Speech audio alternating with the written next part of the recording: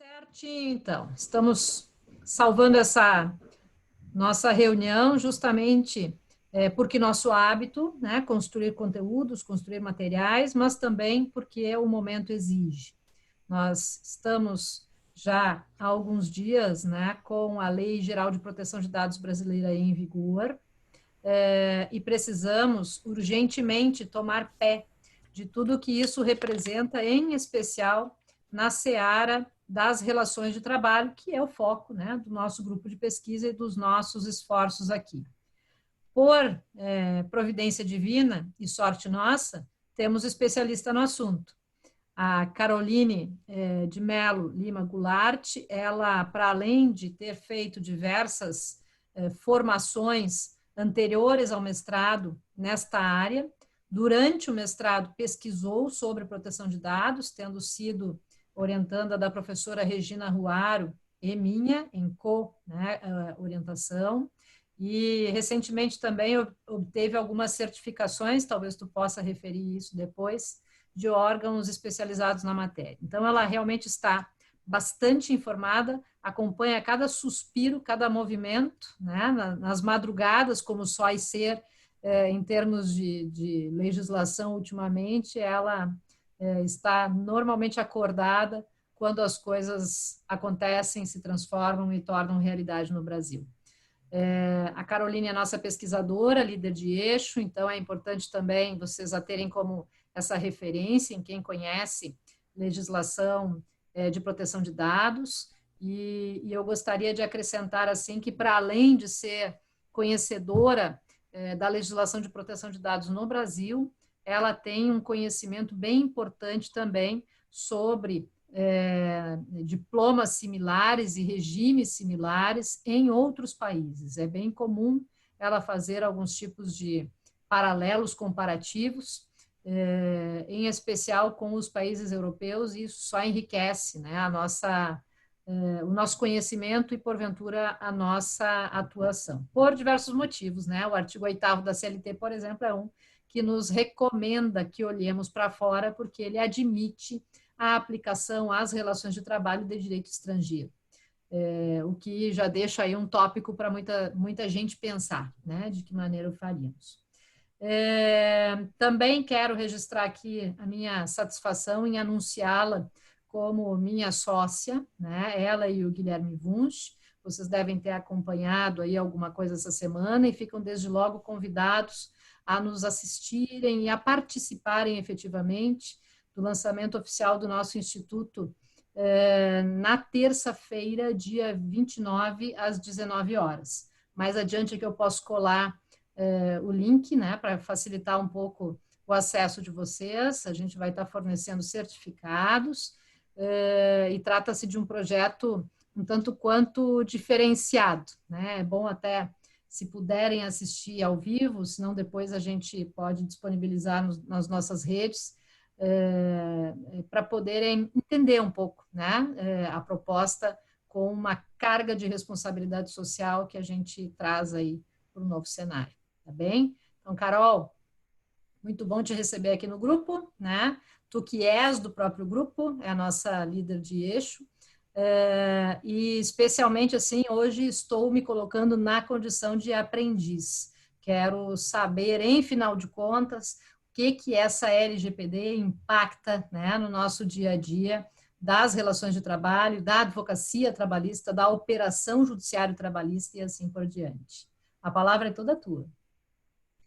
Certo, então, boa tarde, pessoal. Eu inicio cumprimentando primeiro a professora Denise.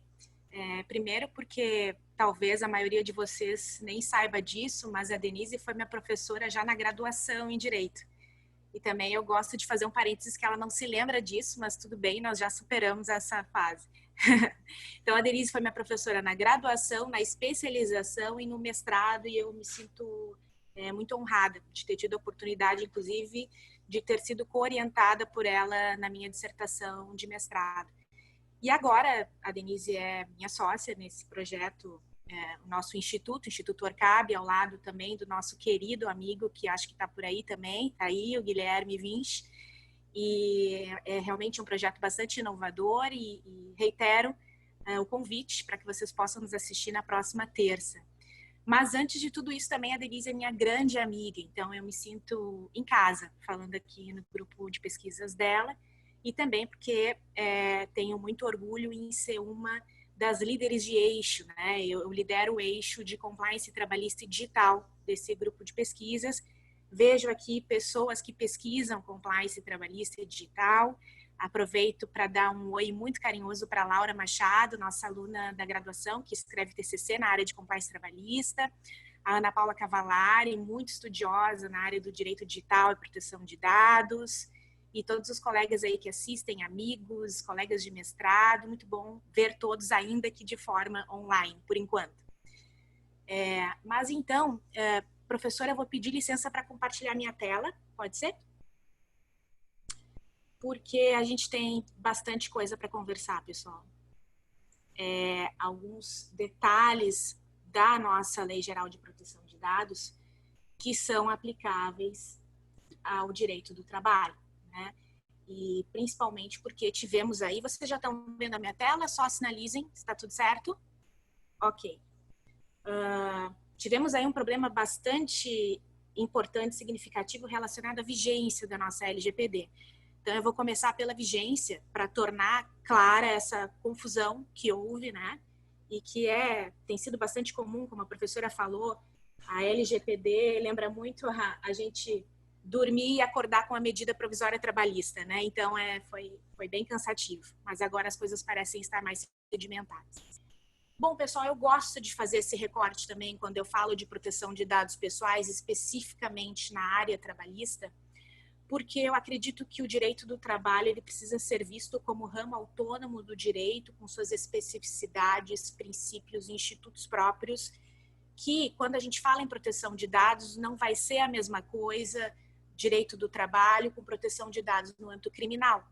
Cada área do direito tem a sua especificidade. Então, eu acho muito importante visualizar a proteção de dados pessoais de uma forma nichada, específica, adequada à área específica do direito.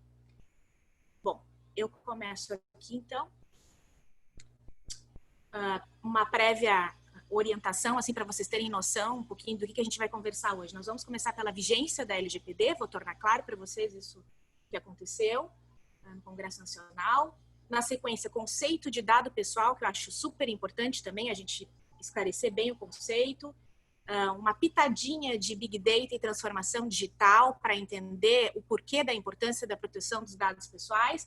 Na sequência, então, eu enfatizo a proteção de dados nas relações de trabalho e aí a gente termina com alguns drops e dicas relacionadas à LGPD trabalhista. Bom, pessoal, vigência da LGPD. A nossa Lei Geral de Proteção de Dados, a Lei 13.709 de 2018, ela foi sancionada em 14 de agosto de 2018. E aí, começamos com o primeiro ponto de divergência relacionado à vigência, já de cara no primeiro slide. Porque, muito embora ela tenha sido sancionada em 14 de agosto, ela não foi publicada no Diário Oficial da União em 14 de agosto. Ela foi publicada numa edição extra do Diário Oficial no dia 15 de agosto. Então, eu me filio ao posicionamento que entende que a LGPD entraria em vigor em 16 de agosto de 2020, né, pelo prazo que havia na legislação de 2 anos, né, e não 14 de agosto de 2020. E por que é importante esse tópico? Muito embora a gente saiba que houve a sanção, veto do presidente em 18 de setembro, porque haverá discussão também sobre esse ponto. Alguns entenderão, LGPD está em vigor desde 14 de agosto, outros entenderão 16 de agosto e outros entenderão 18 de setembro. Então, vamos tornando claro esses problemas que aconteceram. Com a pandemia, tivemos aí, claro, as organizações não estavam preparadas para LGPD e ainda mais com a pandemia que pegou todos nós de surpresa, houve um movimento muito forte para a alteração da entrada em vigor da LGPD.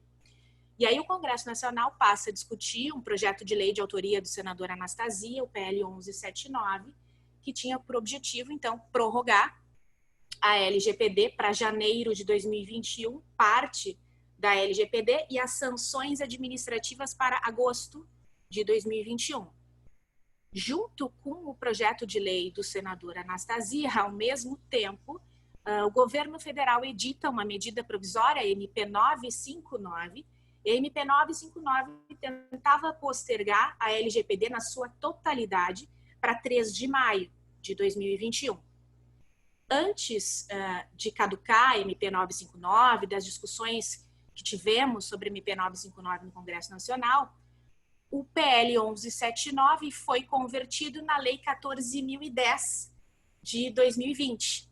Então, tivemos a primeira certeza com relação à LGPD, que a parte das sanções administrativas entrariam em vigor em 1º de agosto de 2021. Isto era o que tínhamos por certo.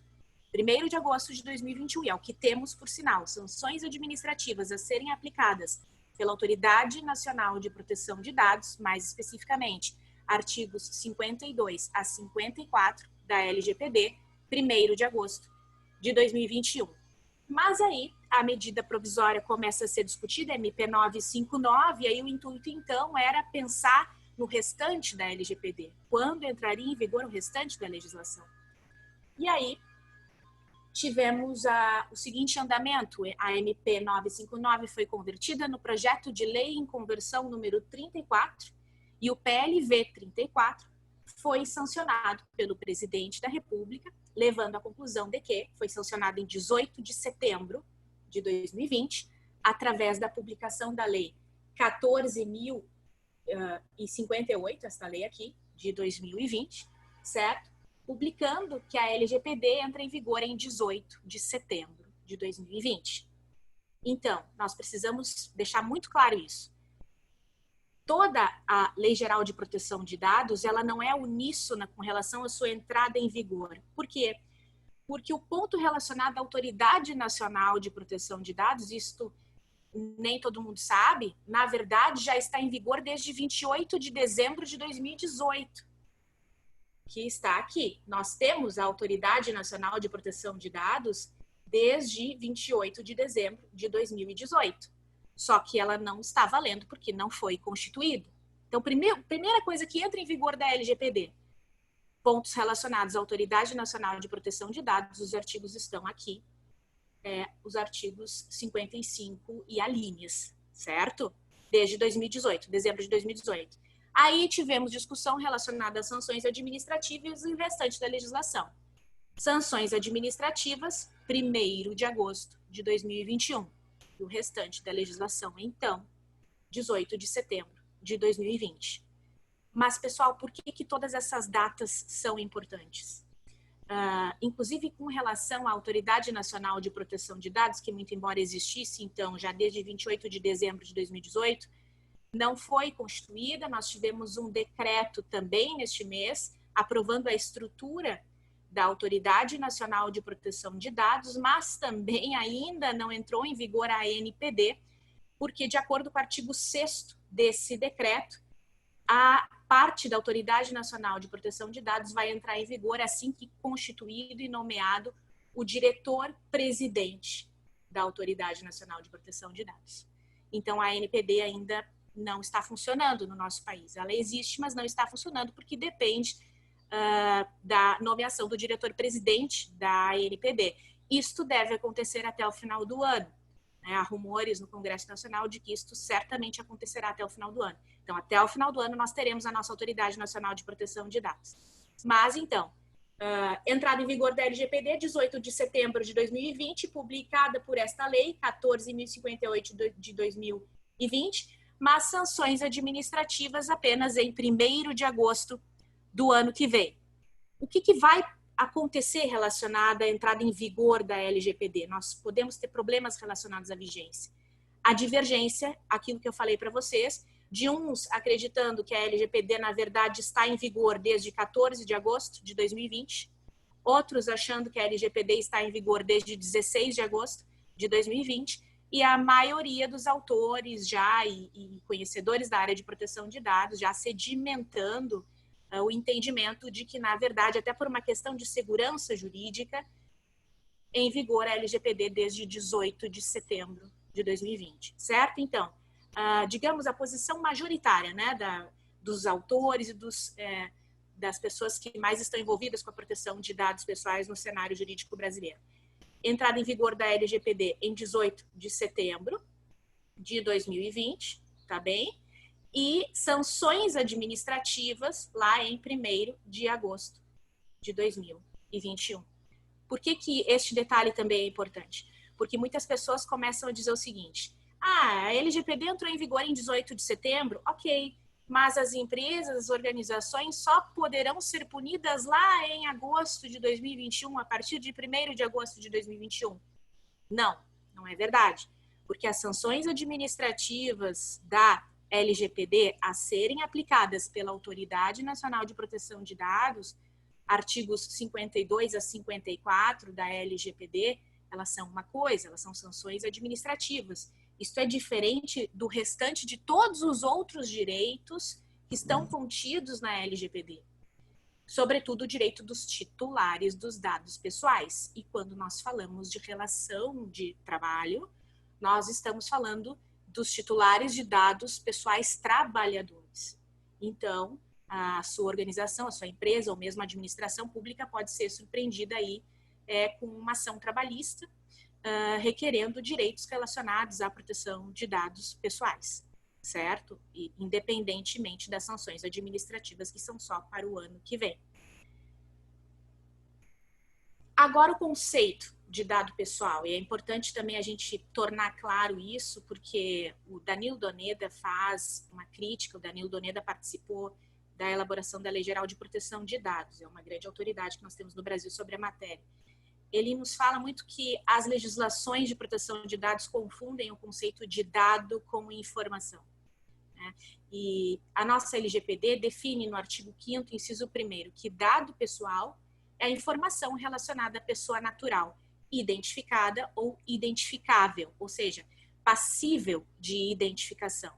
Então, RG, CPF, telefone, endereço, dados de geolocalização, desde que seja possível identificar a pessoa através de um dado de geolocalização, o IP do computador, né, também é uma forma de identificar a pessoa, então, portanto, é um dado pessoal. E as leis de proteção de dados também diferem de forma muito clara o que é um dado pseudonimizado e um dado anonimizado. E essa diferenciação também é importante, e poucas pessoas se atêm a essa técnica, de que a pseudonimização é protegida pela Lei Geral de Proteção de Dados.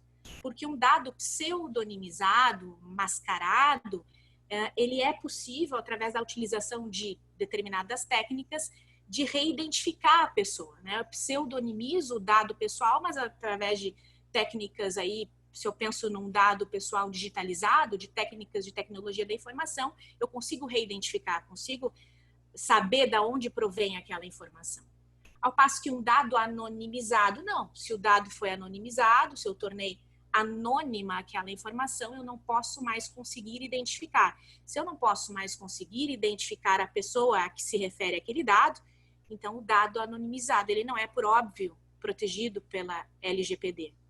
Esse ponto é importante porque a tecnologia, ela avança incessantemente.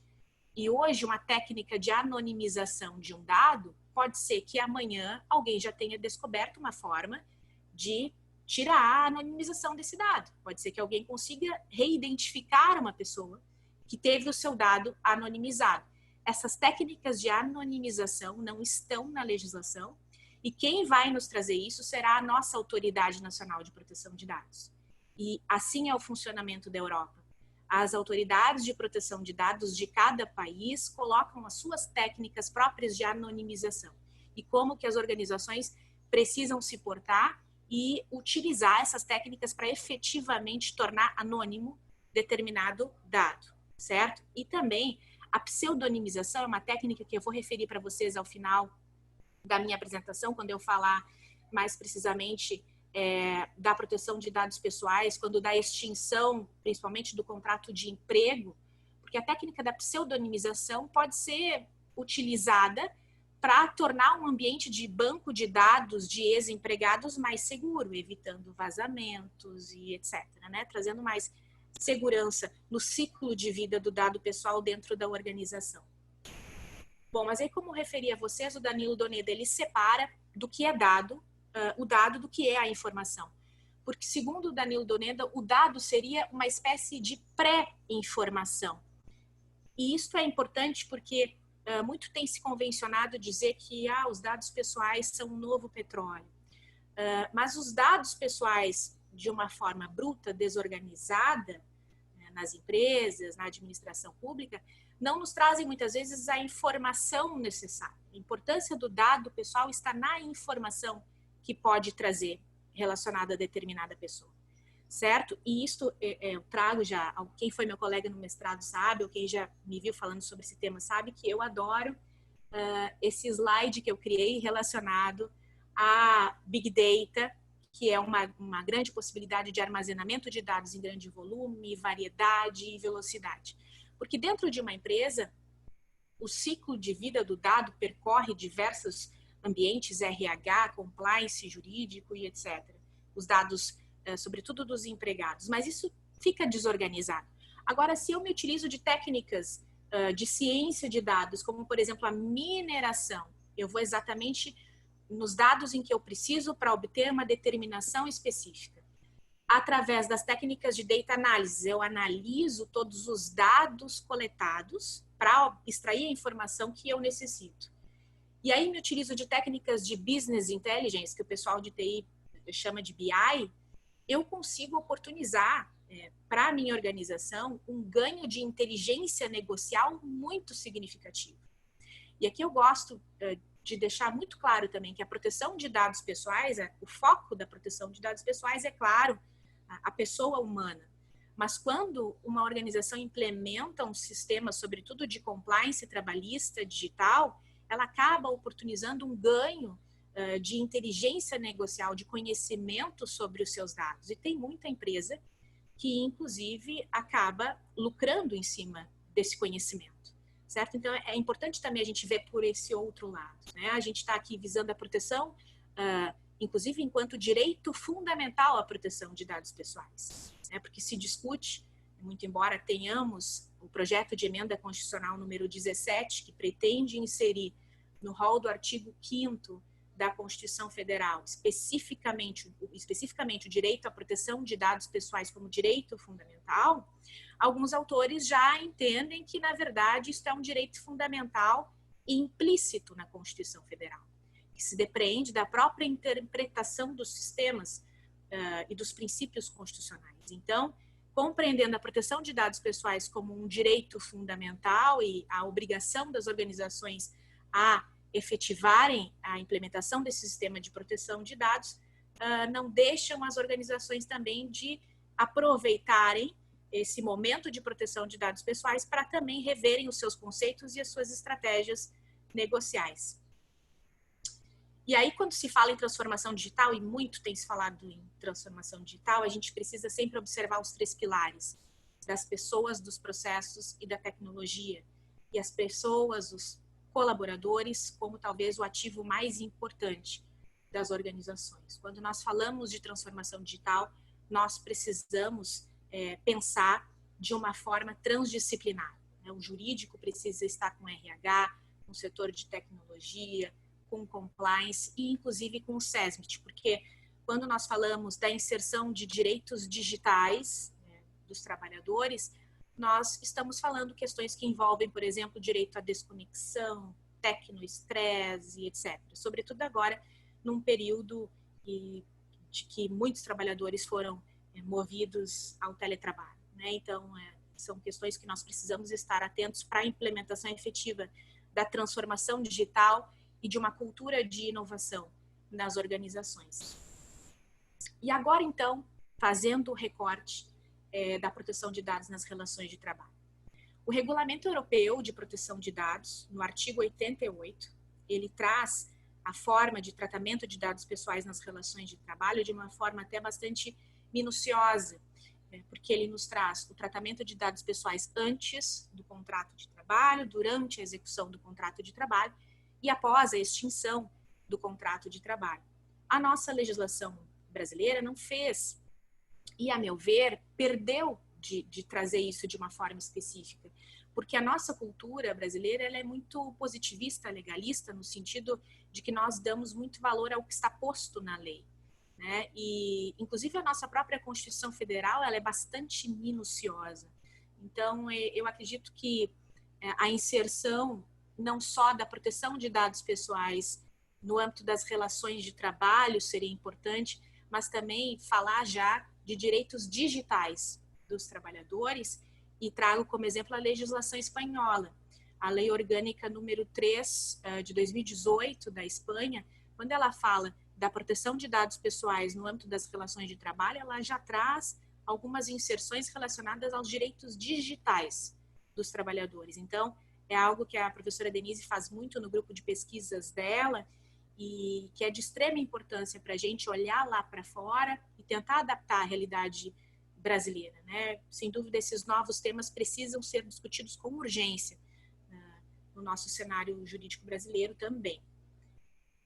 Quando a gente fala, pessoal, em proteção de dados pessoais nas relações de trabalho, nós também não estamos falando só na LGPD, nós não estamos falando só na Autoridade Nacional de Proteção de Dados, e nós não estamos falando só do projeto de emenda constitucional número 17, da PEC 17. Nós precisamos entender a proteção de dados pessoais, e aqui por isso eu acho tão importante fazer esse recorte do que tem se dito por aí, LGPD trabalhista, mas é porque nós temos realmente especificidades no nosso direito do trabalho, institutos próprios, como já disse a você, são diferentes do direito criminal. Então, nós precisamos ver de uma forma mais singular esse sistema de proteção de dados nas relações trabalhistas. Porque pensem, né? Nós temos, só na legislação trabalhista, não temos também só a CLT. Nós temos tantas leis esparsas, normas regulamentadoras, súmulas e orientações jurisprudenciais que influenciam as nossas decisões judiciais, né? Então, nós precisamos ter muito cuidado com esse recorte da LGPD no âmbito do direito do trabalho. E como disse a vocês também, falar de proteção de dados e pensar só na LGPD é muito pouco, né? Porque hoje em dia, ainda mais quando nós falamos de dados pessoais digitais, que trafegam pelo mundo, tá? Nós precisamos ter conhecimento da legislação estrangeira. Muito se fala do Regulamento Europeu de Proteção de Dados Pessoais, ou General Data Protection Regulation, a GDPR, né? Mas também não é só. Porque lá na Europa nós temos algumas opiniões emitidas pela European Data Protection Board, que seria uma evolução do grupo do artigo 29, que estudava temas relacionados à proteção de dados pessoais no âmbito europeu, antes da entrada em vigor do Regulamento Europeu de Proteção de Dados. E a gente chama do board, né, uma nova orientação do board. A European Data Protection Board, o board, traz orientações específicas, temas relacionados a minúcias do direito do trabalho, por exemplo. Tratamento de dados pessoais do teletrabalhador, como deve funcionar? Tratamento de dados pessoais, medição de temperatura de trabalhadores dentro das empresas. É possível ou não é? Então, são orientações que vêm lá de fora e que podem ser adotadas aqui no Brasil. No âmbito dos Estados Unidos, por exemplo, também, nós temos a CCPA, que é a California Consumer Privacy Act, que é uma lei própria. Você sabe, nos Estados Unidos as leis são bastante setorizadas e geralmente por regiões, né? Essa lei, ela é do Vale do Silício, e claro, Vale do Silício onde temos as grandes empresas de tecnologia. Mas os Estados Unidos já começa a se movimentar por uma legislação federal, inclusive, sobre a proteção de dados pessoais. É algo que não é uma técnica legislativa muito própria dos Estados Unidos.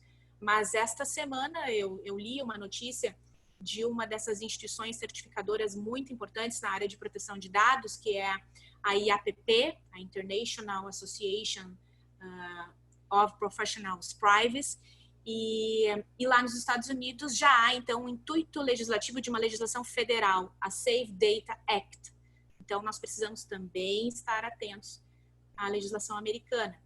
E a professora Denise já deu uma palhinha no começo da palestra sobre o que ela, inclusive, convencionou chamar de a porta do artigo 8º. Né? Porque pela porta do artigo 8º, nós podemos importar para o nosso sistema trabalhista a legislação estrangeira. O nosso artigo 8º nos oportuniza isso, né? Que a gente utilize o direito comparado quando a nossa legislação só não for suficiente. Né? Então, talvez a gente possa inserir, quem sabe, fica a dica para os colegas advogados, quando envolver aí um tema relacionado à proteção de dados pessoais, por que não daqui a pouco inserir o artigo 88 do Regulamento Europeu em uma ação trabalhista, né? Olha que inovador. Fica a dica para pesquisas acadêmicas, inclusive dos colegas que nos assistem. E a negociação coletiva de trabalho, né, em virtude do artigo 611, A e B, e a prevalência do negociado sobre o legislado, do acordo coletivo sobre a convenção coletiva, a inserção dessas cláusulas que envolvam o tema do direito digital e da proteção de dados pessoais, isso precisa ir para a discussão das negociações coletivas de trabalho, sem dúvida, né? Então, cabe a nós aqui, no âmbito acadêmico, iniciarmos esse tipo de discussão na prática. Bom, falava para você sobre a importância de fazer um recorte da proteção de dados no âmbito das relações de trabalho. E agora eu vou fazer um recorte específico na relação de emprego. Porque na relação de emprego nós temos algumas discussões um pouquinho peculiares que envolvem, por exemplo, o consentimento do empregado.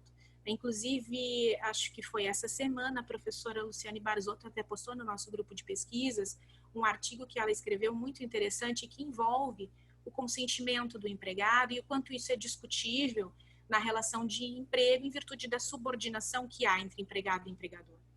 Então, trago aqui para vocês um desenhozinho, enfim, um cartoon, e muito inspirado na Amália, nossa colega, que é a minha colega tech para assuntos do grupo de pesquisas. Mas, enfim, olha só o que pode acontecer, pessoal, com a entrada em vigor da nossa Lei Geral de Proteção de Dados. Pode acontecer de alguém que não foi contratado em um processo seletivo simplesmente bater as portas da empresa e perguntar: gostaria de ter acesso aos dados de minha titularidade que foram armazenados pelo RH. E aí, o que essa organização vai fazer? Vejam ali a cara de espantado desse senhor que seria o dono da empresa, de uma pequena empresa. As empresas precisam estar preparadas para isso.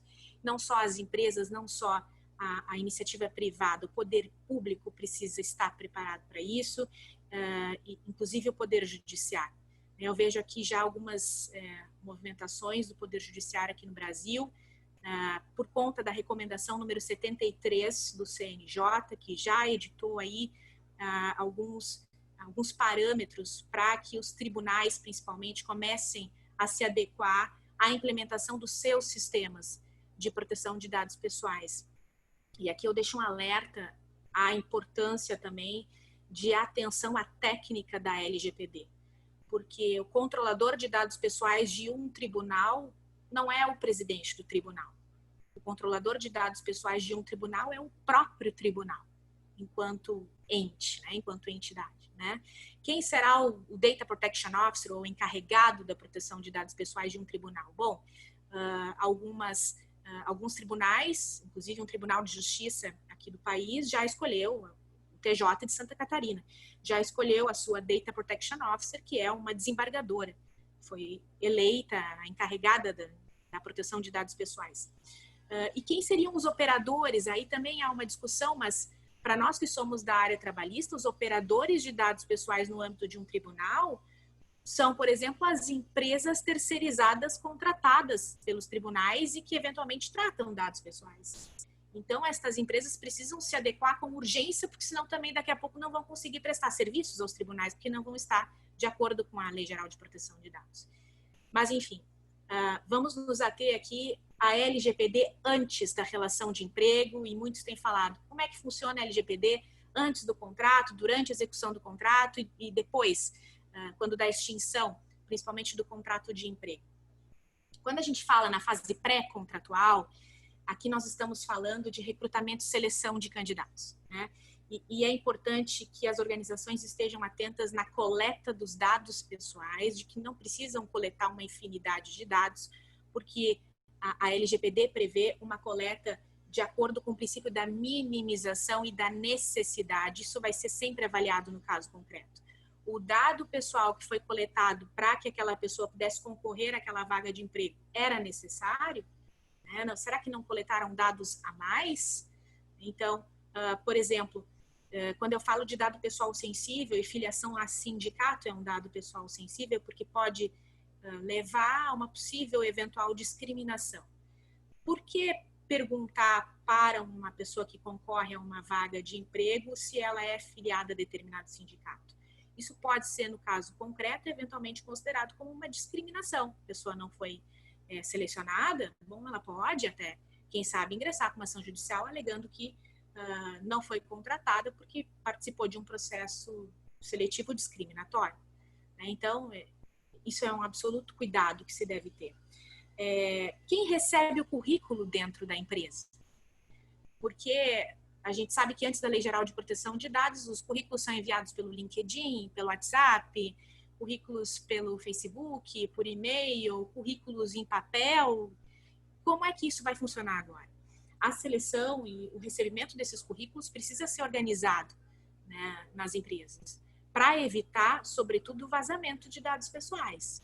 E aqui, por isso, que a implementação de um sistema de proteção de dados envolve muito conscientização e treinamento. As pessoas precisam se conscientizar primeiro da importância da proteção dos seus dados pessoais para poderem ser treinadas sobre a matéria, e isto vai favorecer a minimização de riscos e inclusive, algo que eu também... a professora Denise fala muito isso, e eu gosto muito dessa expressão que ela utiliza, que estar em compliance é colocar-se em marcha.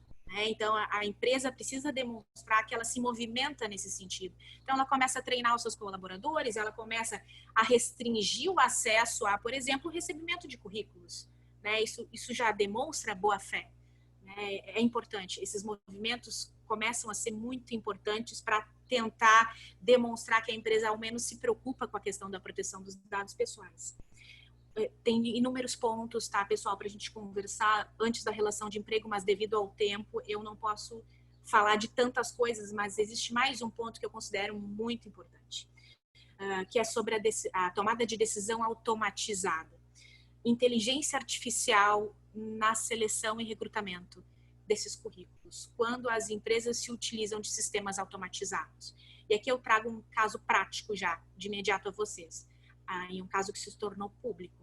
A empresa, a Amazon, quando foi selecionar candidatos para uma determinada vaga de emprego, ela observou que não conseguiu coletar currículos de mulheres. O algoritmo utilizado por esse sistema não conseguia selecionar, não conseguia recrutar mulheres para participar daquele processo seletivo.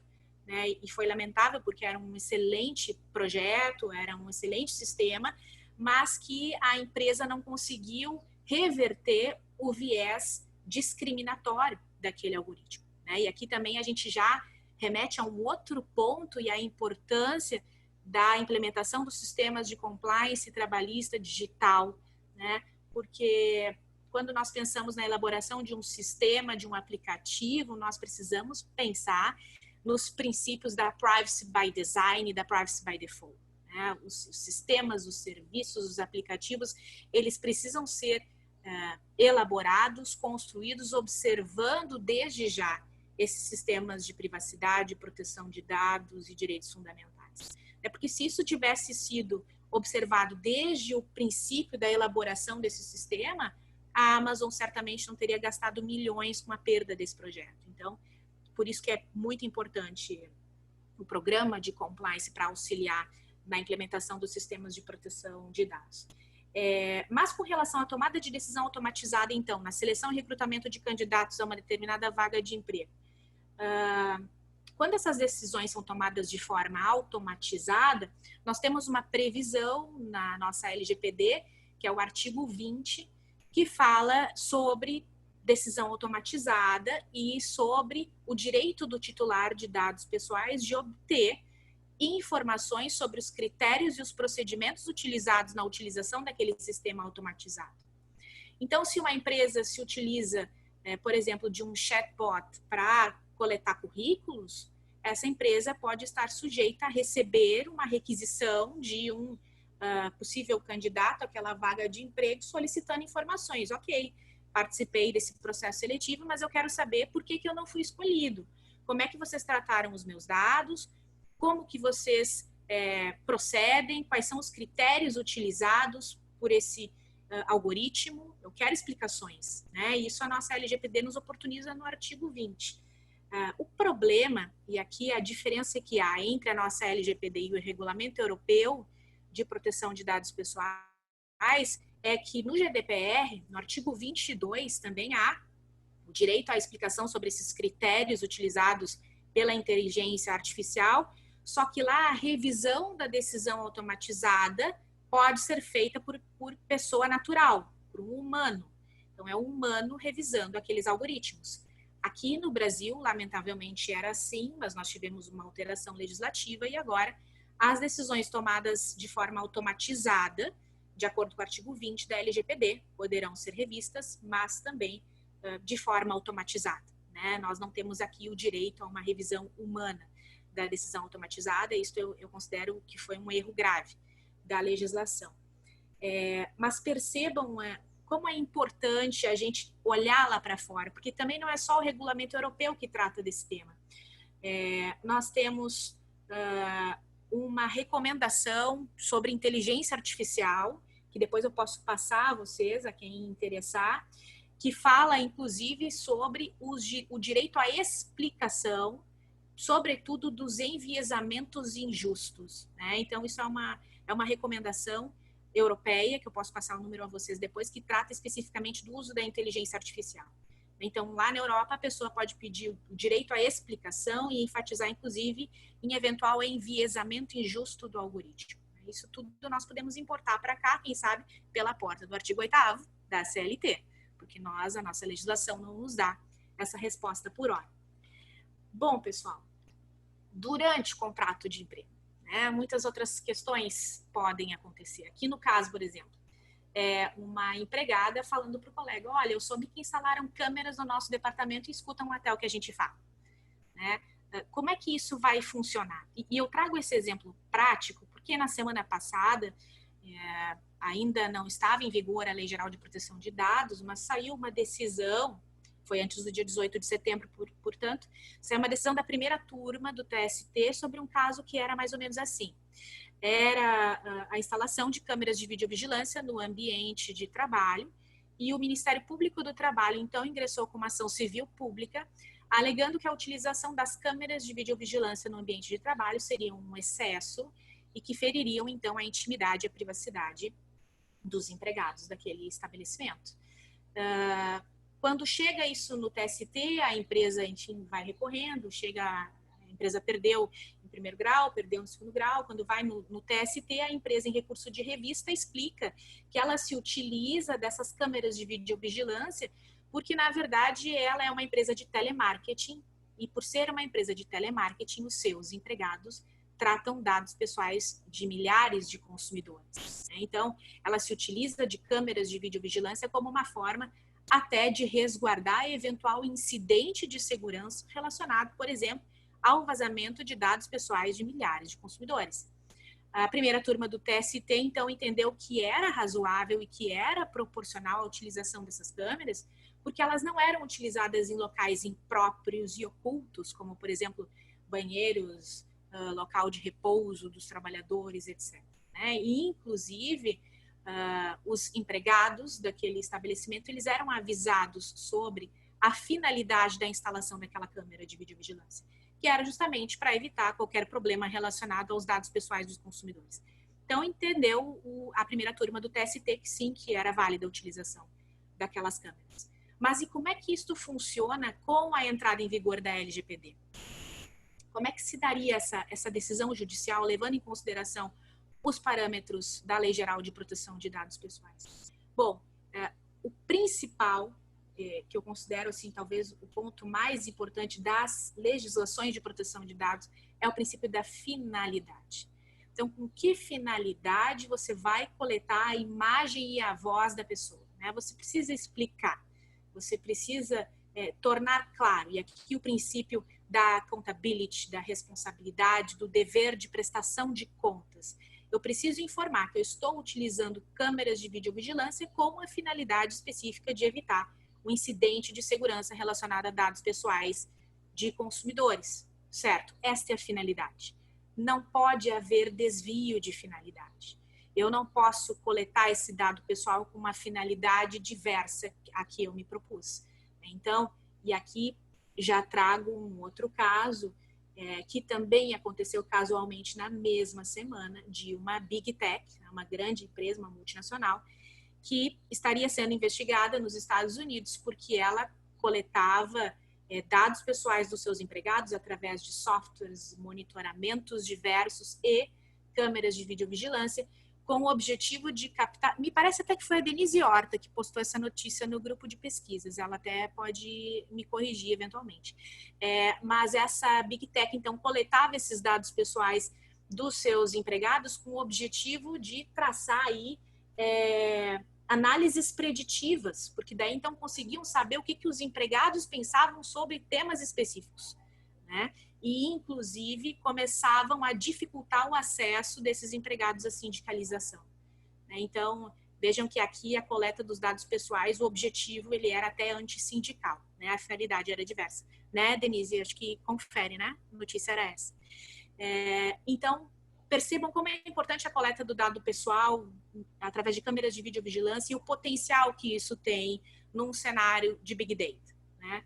Então, é isso, é possível coletar a imagem, é possível coletar a voz, mas qual a finalidade? Isso tem que haver uma proporcionalidade, tem que haver uma base legal e a obediência estrita ao princípio da finalidade no tratamento de dados pessoais, lembrando também que o Brasil, inspirado na Europa, trata o princípio da finalidade como purpose limitation, ou seja, a limitação da finalidade, né? Estritamente para o uso específico de proteger os consumidores de eventual incidente de segurança, certo? Não pode desviar a finalidade. Então, percebam também que não há uma resposta pronta, e que na Europa isso se constrói com o entendimento e as recomendações das autoridades de proteção de dados pessoais.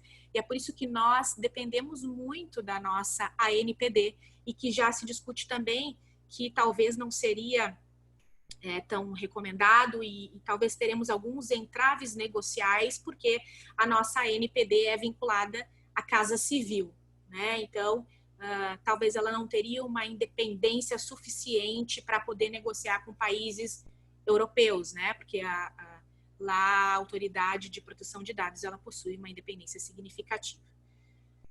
Bom, pessoal, e durante a relação do contrato de emprego também nós temos diversos outros tipos de tratamento, eu só trouxe esse como exemplo, mas nós temos também, por exemplo, o tratamento de dados pessoais com a finalidade de cumprimento de obrigação legal, né? Porque durante a execução do contrato de emprego, o empregador precisa remeter diversos dados dos seus empregados para a plataforma e-social, por exemplo, né?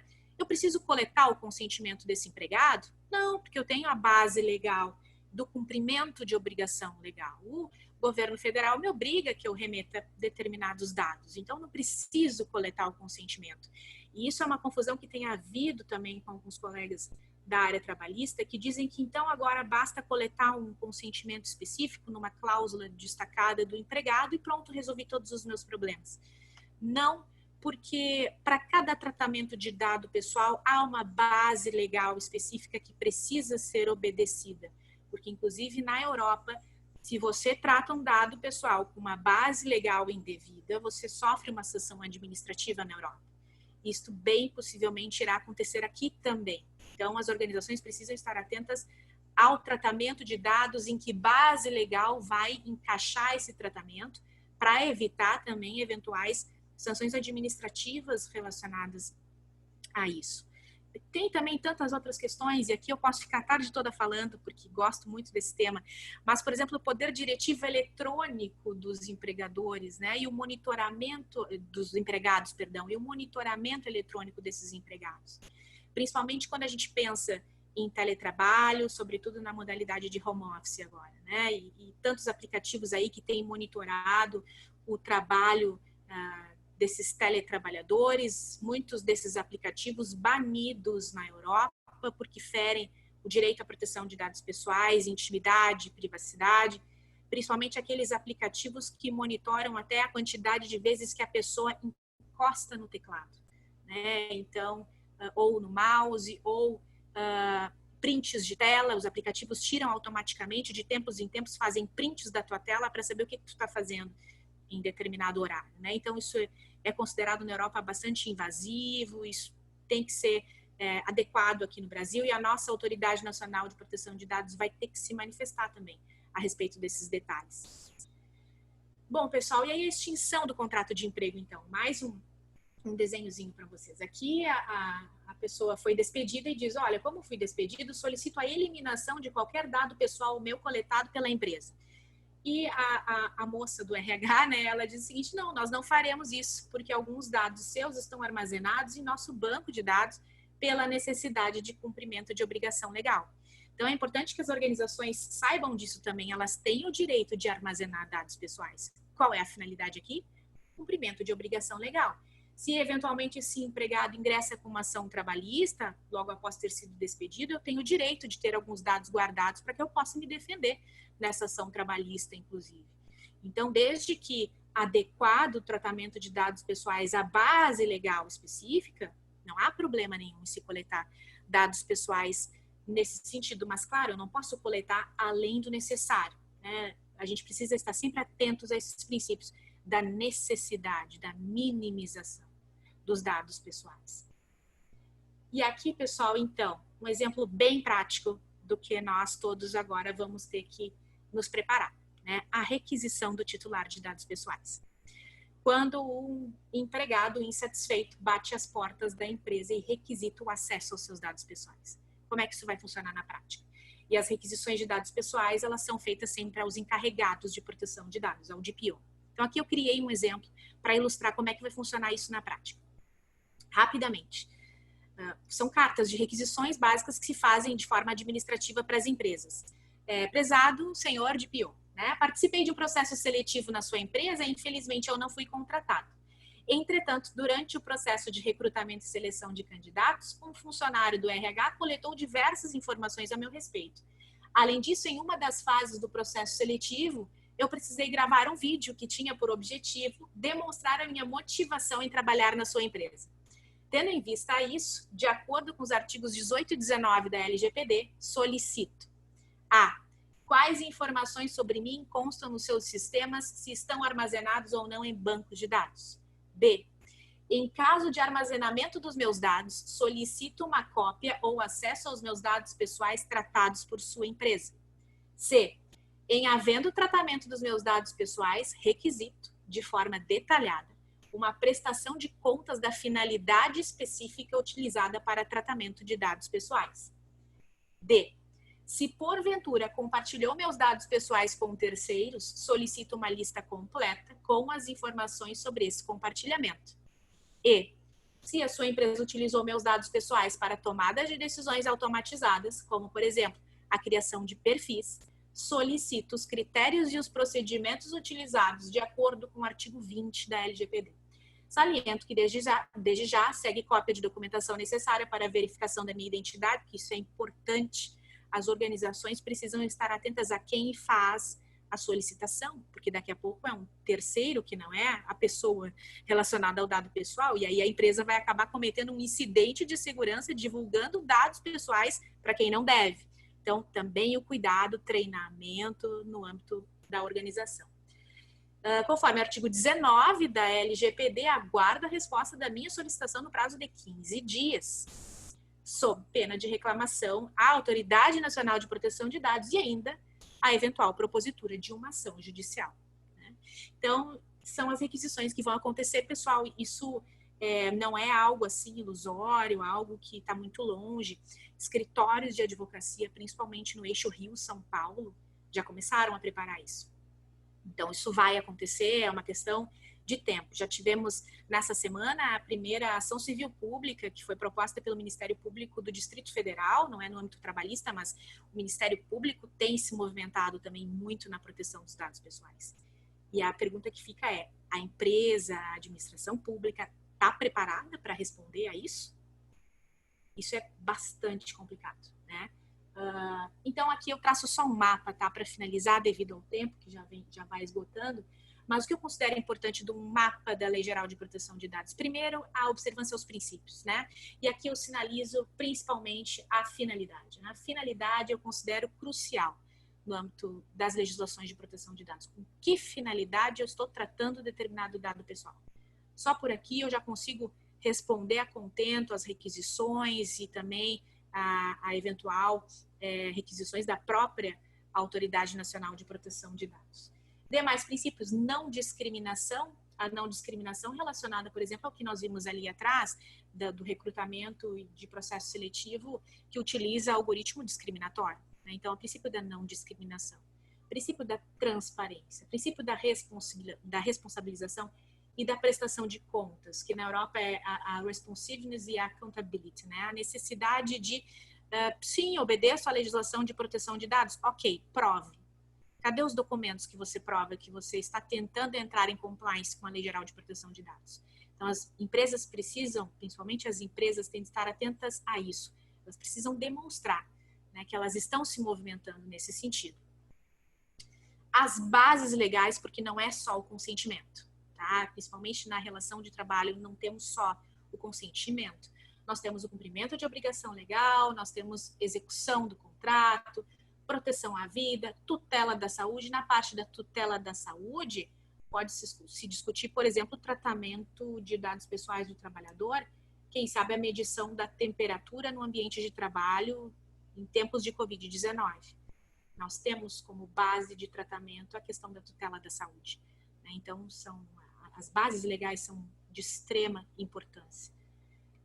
Temos também aqui os direitos dos titulares. Quando eu disse a vocês sobre a importância de dividir a vigência da LGPD, os direitos dos titulares, artigos 17 a 22, em que eles podem formular aquela requisição que eu demonstrei a vocês, está em vigor desde 18 de setembro de 2020, certo? Então, desde já, os trabalhadores podem exercer estes direitos aqui, previstos nos artigos 17 a 22. Mas as sanções administrativas da Autoridade Nacional de Proteção de Dados só vão valer em 1º de agosto de 2021, certo? Então, as sanções administrativas, que são diversas também, não são só a multa, tem algumas sanções, como, por exemplo, suspensão do banco de dados, isso apavora a empresa de TI.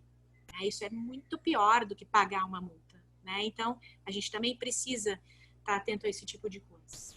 E aqui, então, um resuminho, pessoal, do que seria, então, essa LGPD trabalhista, pontos que eu considero principais para esse momento. Atenção à vigência, porque, como eu falei, alguns vão achar que está em vigor desde 14 de agosto, outros 16 de agosto e outros 18 de setembro. Outros vão misturar que direitos dos titulares, não importa, só vão poder ser exercidos no ano que vem. Não, já tornei claro. Artigos 17 a 22 já estão em vigor. Artigos 52 a 54, sanções administrativas, ano que vem. Então, sejamos atentos à vigência e às técnicas de data science que podem auxiliar na inteligência negocial. Transformação digital, não só na iniciativa privada, mas também no setor público, temos diversas áreas transdisciplinares para conversar e para implementar isso de forma eficiente. Ler a proteção de dados pessoais de forma específica e recortada, atendendo às especificidades, os princípios e os institutos do direito do trabalho. Observar isso com muito cuidado. Quem são os agentes de tratamento? Né? E aqui eu me volto para esses equívocos que têm acontecido, de confundir controlador com operador, com DPO. A gente precisa primeiro entender quem é quem dentro da organização para poder, então, implementar um sistema efetivo de proteção de dados. As auditorias trabalhistas agora vão ter um viés de auditoria trabalhista digital, né? Porque eu vou ter que estar muito atenta às questões da proteção de dados e dentre outros que envolvem o tema do direito digital. Questão de terceiros, né? Muito cuidado com os contratos estabelecidos entre tomadora e prestadora de serviços, com a inserção de cláusulas específicas de proteção de dados para tentar resguardar aí eventual problema que haja. Revisão de cláusulas contratuais nos contratos de trabalho, aditivos, cláusulas específicas. Eu coloquei aqui duas: Bring Your Own Device, Bring Your Own Network, cláusulas muito utilizadas para quem trabalha em regime de home office, né? A primeira, traga seu próprio dispositivo quando o trabalhador utiliza a própria máquina para trabalhar.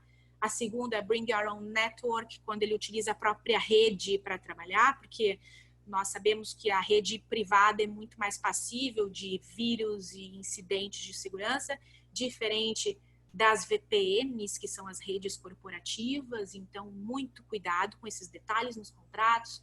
A inserção desses temas também nos regulamentos empresariais e nas negociações coletivas de trabalho. Atenção ao tratamento de dados pessoais nas relações de emprego e o consentimento do empregado, porque pode ser questionado, né, se o consentimento foi efetivamente válido ou não. Empregador coleta o consentimento do empregado para coletar os seus dados pessoais relacionados à geolocalização, por exemplo. O empregador quer saber 24 horas por dia onde é que está o seu empregado utilizando o seu carro. Isto não é proporcional. Esse consentimento pode ser revogado, né? Esse consentimento é nulo, né? Isso é claro. Mas alguns outros casos, como, por exemplo, a empresa está fazendo um vídeo institucional de Natal. A empresa pode coletar o consentimento do seu empregado. Olha, você quer participar do nosso vídeo institucional? Está aí um exemplo prático de consentimento válido. O empregado deu o seu consentimento para participar de um vídeo institucional da empresa, não há problemas. Então, sempre observando o caso prático, adaptando a base legal adequada. A gestão de requisição dos titulares precisa ter um canal específico, porque o que acontece? Aquele candidato ali atrás da figurinha que concorreu a uma vaga e não conseguiu a vaga de emprego, ele pode mandar um e-mail para o setor de saque da empresa e se a empresa, ele faz a prova, ele enviou o e-mail, ele solicitou o acesso aos seus dados pessoais. Muito embora ele tenha utilizado o canal errado, ele tem direito à resposta da empresa, né? Então, por isso, o treinamento, a conscientização e a organização dentro da empresa, dentro da administração pública, para saber como que vão receber essas requisições dos titulares de dados pessoais para encaminhar de uma forma organizada para o encarregado da proteção de dados pessoais, né? Essa organização precisa estar muito bem implementada, porque é muito complicado ter uma empresa muito grande e envia-se um e-mail para qualquer lugar e se não se responde, essa pessoa pode entrar com uma ação judicial. Então, é um risco enorme que se corre a falta de organização. A gestão de incidentes de segurança no meio ambiente de trabalho, né, e a necessidade de ter que se responder aos titulares de dados pessoais e à Autoridade Nacional de Proteção de Dados que isto aconteceu, como aconteceu, e dar todo esse amparo e esse resguardo. Né? E, pessoal, era isso as informações que eu queria trazer a vocês. Na verdade, tem muitas coisas a mais para dizer, mas já passei um pouquinho do meu tempo e eu fico à disposição dos colegas que quiserem aí tirar algumas dúvidas e traçar alguns comentários. Muito obrigada. Show. Muito bem, muito bem. Palmas. Exatamente. Eu ia dizer isso, se estivéssemos presentes e fisicamente, tu ganharias essa salva de palmas e toda a energia dela. Mas recebe digitalmente, então, esse nosso agradecimento, né? Obrigada, gente. E a palestra foi conduzida, assim, com muita tranquilidade e foi extremamente prática. Eu fiz esse registro, inclusive, aqui no chat, estou vendo que o pessoal também está fazendo registros. Nós estamos, assim, um pouco avançados na hora, mas vamos ver aí umas 2, 3 perguntas, tá? Eu faço primeiro. Assim, enquanto tu falavas, eu fiquei pensando na questão das relações terceirizadas, tá? E pensando, cabeça de advogada de empresa, né? Pensando na empresa tomadora dos serviços e na cautela que ela precisa ter doravante com relação à empresa que ela contrata e ao manejo que esta empresa faz com os dados do seu funcionário. Porque me parece que esse funcionário, se tiver algum tipo de problema com seus dados e entrar, eu não digo nem a denúncia na NPD, eu estou falando com uma ação de reparação por algum incidente com os dados, né? Contra o seu empregador direto, penso que nós temos ali, pela lei de 2017, de abril de 2017, depois a reforma também acomoda, uma possibilidade de incomodar o tomador de serviços. Te parece isso? Sim, parece, é isso aí mesmo, né? Inclusive pelos entendimentos aí recentes do STF. E nesse ponto é tão importante a gente amarrar bem esses contratos que envolvem a gestão de terceiros, porque isso é até um regramento previsto numa ISO, na ISO 27001. Ela regula isso, né? Então, a gestão dos contratos dos terceiros que envolvam tratamento de dados pessoais vão precisar inserir uma cláusula que se chama a Several Level Agreement. Eu até escrevi aqui para não esquecer, tudo em inglês, né? Essas coisas de proteção de dados. Eu até escrevi aqui para não perder. Essas cláusulas, elas vão gerir esses relacionamentos entre tomador e prestadora de serviços. E aqui fico alerta, essas empresas que prestam serviços, elas precisam se adaptar e inserir essas cláusulas, né? Porque são temas que cada vez mais ganham força nos contratos, né? E as empresas que não compreenderem isso, vão ficar fora do mercado, né? Porque a LGPD, e aí que a gente tem que casar, claro, com a legislação trabalhista, mas a LGPD prevê de forma clara a responsabilidade objetiva. Ah, pois é, porque ali a gente está falando de uma responsabilidade de caráter subsidiário e que não é assim interpretada dessa forma, né? Tão objetivamente. Então, tem um espaço. Exatamente. Já que estamos em grupo de pesquisas, tem um espaço para a construção de um pensamento em cima disto, né? Exatamente, para discussão. E como o foco é o titular dos dados pessoais, isso na Europa já está um pouco sedimentado em ser responsabilidade objetiva. Né? Então, a gente precisa estar atento a essa novidade aí para a gente, né, no âmbito trabalhista. Fica a dica aí para quem está estudando nessa área. Isso aí, é isso né, aí. Explorar esse tema. Temos uma pergunta do João Remédios. Há espaço para a negociação coletiva fixar um regramento mínimo para a segurança de dados do trabalhador? Como conciliar a segurança jurídica necessária e a efetiva segurança jurídica dos dados do trabalhador quando temos conhecimento de falhas, ele colocou entre aspas, de algoritmos e quando ainda discutimos empresas que mantêm, aspas, listas negras de pessoas de baixa empregabilidade? João, obrigada pela pergunta. São temas complexos, né? Mas eu não tenho dúvidas que o melhor local para discutir a inserção da proteção de dados pessoais no âmbito das relações de emprego seja a negociação coletiva, né? Principalmente porque é um âmbito democrático de discussão. Então, nós precisamos trazer, sim, esses novos temas à discussão, à mesa de discussão na negociação coletiva. Até por conta de eventual possibilidade de inserção desses temas em acordo coletivo de trabalho. Né? Isso aí trará maior segurança jurídica tanto para o empregador quanto para os empregados. Então, eu entendo que temos temas antigos aí, como a lista negra, né? Mas isso tudo precisa ser adequado a essas novas necessidades. Né? Nós precisamos aproveitar esse momento para discutir, inclusive, isso. Né? Eu acho de extrema importância inserir essas questões novas nas negociações coletivas. E isso já acontece na Europa. Né? Lá na Europa, nós tivemos, no começo do ano, nosso grupo de pesquisas, e lá eles estão discutindo a questão do direito à desconexão, por exemplo, nas negociações coletivas. Então, é uma tendência que nós vamos seguir, sem dúvidas, não tenho dúvidas disso. Temos alguns pontos também que São Paulo já discute, agora vou ter que resgatar depois a notícia para vocês, mas discutido, acho que num acordo coletivo de trabalho, o direito à imagem do empregado, né, por conta do teletrabalho e home office. Né, mas trago a vocês depois a informação, a notícia, o sindicato dos bancários, me parece. Né, então, precisamos, com urgência, discutir esses temas. Excelente, muito obrigado. A Janete diz que concorda, né? Porque o empregado dificilmente, de forma individual, conseguiria estabelecer esse padrão de regras com o seu empregador. A Denise Horta quer fazer uma pergunta e eu recebi mais uma da Ana Paula, e daí a gente vai ter que parar aqui, senão a gente avança muito no tema. Denise, com a palavra.